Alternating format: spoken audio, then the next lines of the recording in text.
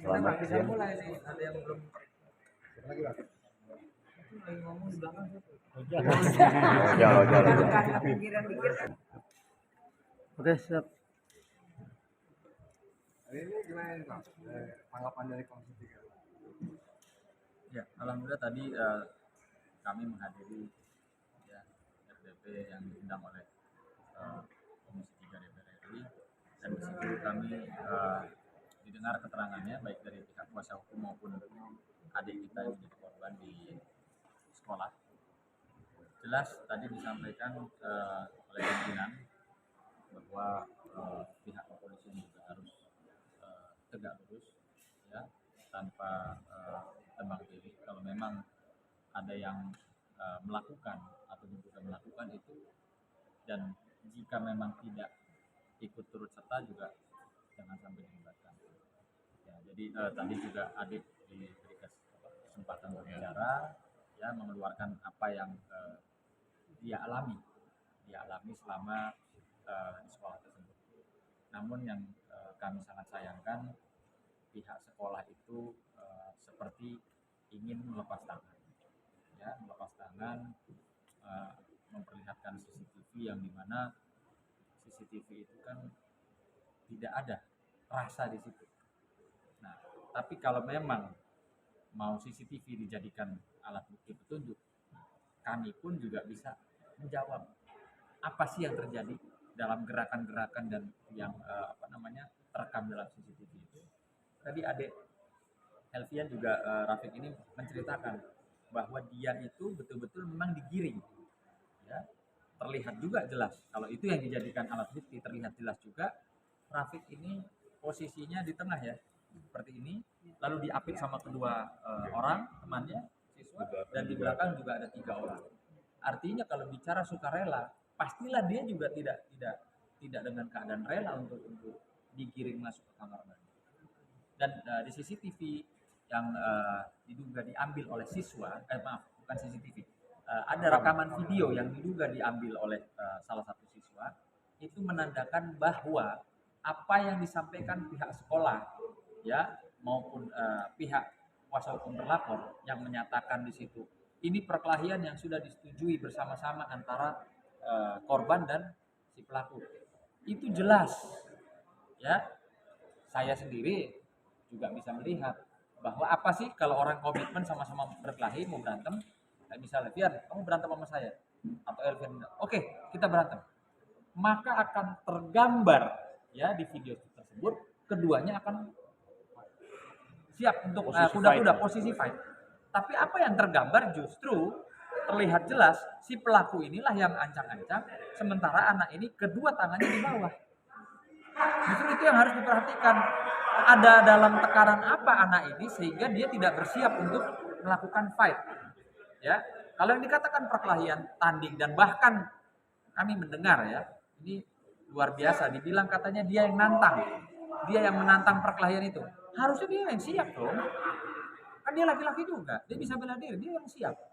Tapi jelas tergambar dia tidak siap dan dia dipukul dulu. Dan ketika dipukul, maka dia bela diri. Siapapun orang kalau bela diri, masa nggak boleh? Gitu kan? Jadi tergambar jelas, dan di rekaman suaranya juga tadi kita mendengar pada saat dia dipukul, mereka bersorak. Pada saat dia melakukan pembelaan diri, langsung di stop. Gitu. Ya, jadi sangat tidak tepat kalau itu dijadikan ukuran dan alat bukti. Atau kalaupun memang mau dipaksakan jadi alat bukti, ya kita bisa jawab. Ya, mana ada sih orang berkelahi? Kayak bapak-bapak nih nantang saya berkelahi, kita sepakat untuk berkelahi. Masa tangannya di bawah diem? Ya kan? Namanya orang udah naik ring, pastilah sama-sama gini. Itu logika kita berpikir, ya. Jadi jangan sekolah atau orang tua mohon maaf, atau kuasa hukum dari anak terduga pelaku ini membangun narasi opini publik, ya, membangun narasi opini publik seolah-olah dia yang menantang. Nah, kalau dia yang nantang, sekarang kamu om tantang, kira-kira kita sepakat berkelahi, tangan kamu gimana? Iya kan? Di situ terlihat jelas, ya. Jadi sudahlah, kalau saya sepakat dengan salah satu anggota Komisi 3 DPR RI yang menyatakan kalau sudah salah ya minta maaf, kita cari jalan terbaik, bukan malah melakukan pembusukan, bukan melakukan membangun opini narasi yang membela diri ya, terus menyalahkan. Ini udah jelas-jelas korban kok, masa korban dibilang jadi dia yang pelaku, dia yang nantang orang segitu banyak, bagaimana ceritanya ya? Ini yang sangat-sangat disayangkan, dan ini kita belum saja melakukan upaya hukum terkait dengan sekolah karena ada peraturan Menteri Pendidikan ya nomor 46 tahun 2023 bahwa penyelenggara pendidikan itu wajib ya memberikan keamanan, kenyamanan pada peserta didik dalam mengemban ilmu. Dan pihak sekolah juga harusnya ya, begitu undang-undang atau peraturan pemerintah Menteri pendidikan itu disampaikan, harus membentuk tim penanggulangan atau pencegahan kekerasan bullying di sekolah. Nah, itu nanti kami akan pertanyakan, apakah setelah keluarkan peraturan itu, apa mereka sudah punya? Kok bisa terjadi dan berulang pada saat tanggal 30 dan 31. Nah, itu pasti kita juga akan lakukan upaya hukum untuk sekolah. Evian. Tanggapan dari kuasa hukum itu yang akan lapor balik? Oh ya, silahkan saja. Semua orang kan punya hak ya, dan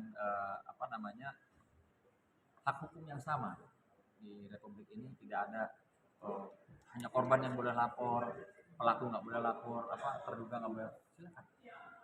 Tapi nanti ya artinya ngajak ribut gitu loh, ngajak perang, sementara sudah ada rekomendasi untuk melakukan diversi. Artinya gini, ini anak sudah menjadi korban, faktanya ya, sudah ada laporan polisi ini sudah berjalan, sudah naik ke tahap penyidikan, artinya faktanya ditemukan adanya dugaan-dugaan pelanggaran peristiwa pidana.